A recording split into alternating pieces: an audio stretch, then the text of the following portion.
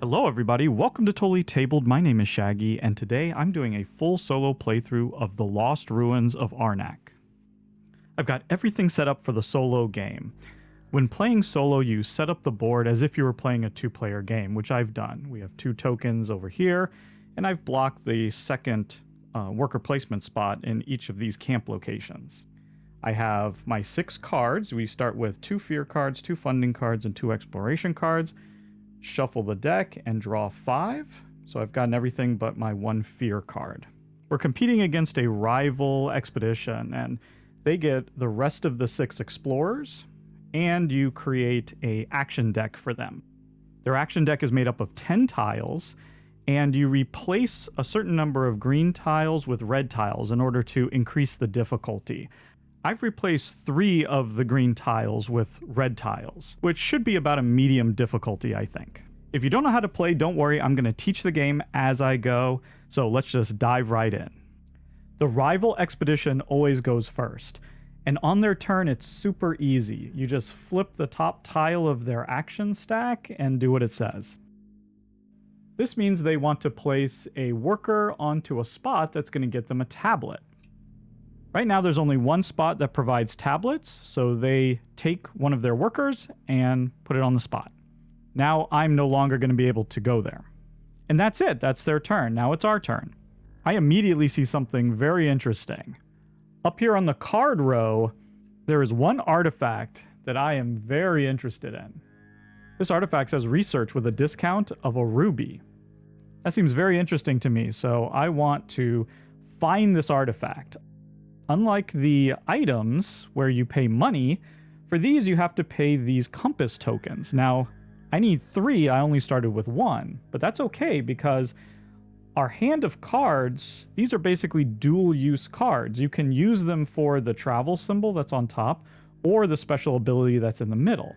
And these 2 exploration cards have this lightning symbol, which means as a free action, you can play the card and get whatever it says. And this says, hey, take a compass token. So I will spend both of these cards. They go into your played area, and that's sort of like a temporary discard pile. For now, I'll just put it off screen.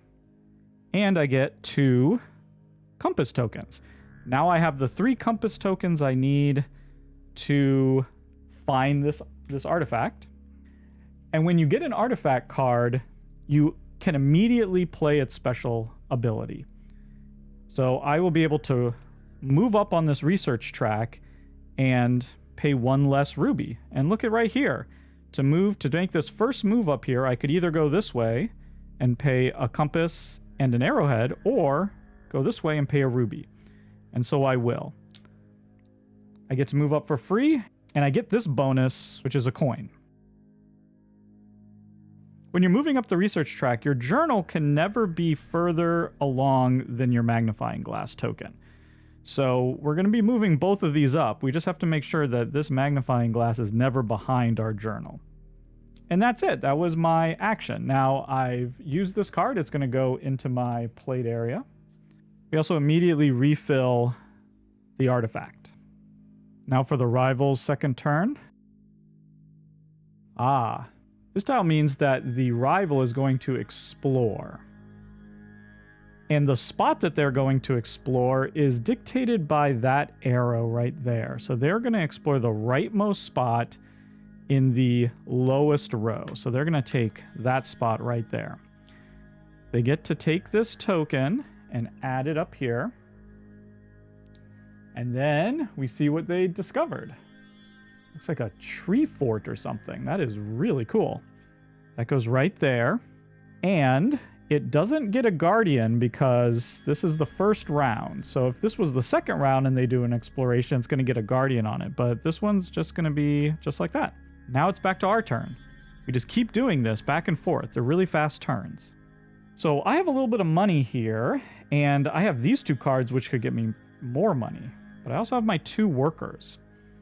I think I want to come down here and take one of these spots before the rival takes it from us. I think what I want to do is use my fear card. Now, the fear card is kind of a wasted card. You can see there it's going to be worth -1 points at the end of the game if it's still in my deck. And it has no special ability, but you can always use your fear cards as a boot symbol.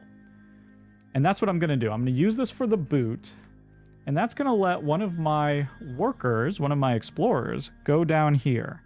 Because you can see each of these requires a boot. And I'm coming here and getting 2 more money. We're now loaded up with money, and we can purchase a bunch of cards using those, a lot of items that will help us in the future. The rival is going to do a little bit of research. So they move up the research track. This arrow determines which path they're going to take. So they're going to take the same path that we did. And they're going to grab one of these assistants. And again, you look at the arrow. So that means they're going to grab the rightmost assistant. And they just keep us from getting it. Okay, now it's our turn again. We have a lot of money. Now, there's some really interesting cards up here, especially if we want to focus on moving up this research track, because as you can see here, we need tablets and arrowheads in order to move up. And there's a couple of things here that could really help us. This pickaxe would let us turn a compass token into a tablet and an arrowhead. That would be super useful. I also like this rope. That lets you discard a card from your hand in order to draw 2 additional cards. That's really useful. And wow, even this axe and this machete, letting you trash a card from your hand, actually take a card from your hand and put it out of the game, thinning your deck in order to get 2 compass tokens. That would be super useful. Now, I think I am going to go ahead and I'm going to purchase this axe. That's going to cost $2. The axe will let us trash a card in order to gain a compass token. It'll also be worth 2 points at the end of the game. And if we want to, we can use it as a boat travel icon. Now, when you gain an item, unlike the artifact, you don't get to use it right away and you don't get to put it in your hand. Instead, it goes to the bottom of your draw pile. That means that we'll be drawing that card here at the start of the next round. All these slide over. And you refill. Ooh, the sea turtle. I like that. Okay, it looks like the rival is going to do exactly what we did. They are going to purchase an item, and that symbol there means they're going to pick the item that is worth the most victory points. Right now, all of the items are worth 1, so we go by the arrow. They're going to take the leftmost item.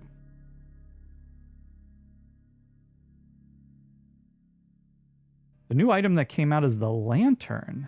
It says activate any of the tent sites. So that's cool. That would let you use one of these without actually putting a worker there. I do like that, but I think I want that pickaxe. So for our turn, going to spend the money and get the pickaxe. Just like last time, it's going to go to the bottom of the deck. The rival is placing a worker on that spot right there, the compass spot. I have 1 more worker, and so I might want to come down here, maybe to get an arrowhead. Yeah, I think I will. Now, I need a boot, but I can use either this ship symbol or this car symbol as a boot.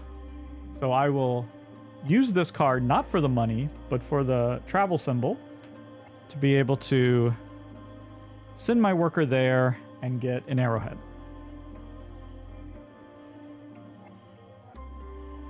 And the rival is going to take that spot right there, the ruby spot. So I think we'll spin this for the coin. That gives us 2 coins. Wow, things out in the card row, the items are really expensive right now. The only thing we could get is the bear trap. Let's see if that's something we might want. It says, exile this card to overcome a guardian on a site not occupied by any other player.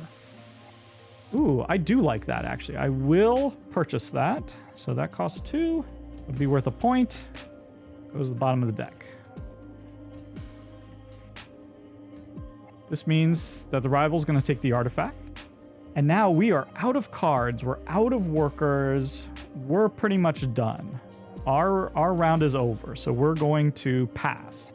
Now, the rival continues to play their entire stack, even if we pass. So let's just go ahead and play out the rest of their hand. So here they would take a spot that gives them the arrowheads, but we're already there. There's no other spot, so they'll just ignore that. Similarly with the coin spot, I already took that, so they'll ignore it. And here, they would defeat a guardian if one of their workers was at a spot with a guardian. That is not the case, so instead, they're just going to move up the research track. They only have one place that they can go, so they're going to move up here. And they were the first to get here, so they're going to take that token away from us, unfortunately. And there we go, they're done. So that's the end of the round. At the end of the round, we do a few things. First, we get back our workers. If any of them had been at a spot with an undefeated guardian, we would take a fear card. But ours are fine, and the rival, they don't take fear cards. We then discard the card on either side of the round marker here. We then move the round marker to round 2, and now we're getting 2 artifacts rather than just 1. As the game goes along, we'll have fewer items for sale and more artifacts that we can find. Now we take all the cards that we played that round, we shuffle them up, and they go to the bottom of our deck. That way, all the items that we purchased will show up in our hand before the cards that we played before. We then draw back up to 5 cards. And we shuffle up the rival's action stack. If we had any assistants, we would get to refresh them right now. But there you go. We're ready for the next round.